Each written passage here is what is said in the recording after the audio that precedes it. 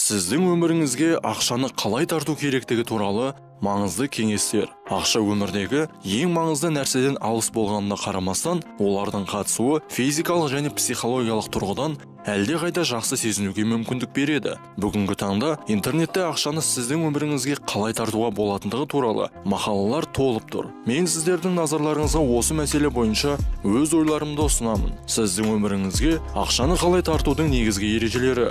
Сіздің өміріңізге ақшаны қалай тартудың бірінші ережесі сәттілікке жету үшін күн сайын нақты, пайдалы іс-әрекеттер жасау.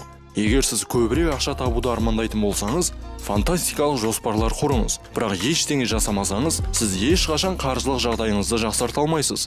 Ақшаны сіздің өміріңізге тартудың екінші ережесі сіз қанша ақша және неге ие болғыңыз келетіні туралы нақты түсінуіңіз керек. Егер нақты мақсаттар қойылмаса, ақша көп мөлшерде келмейді.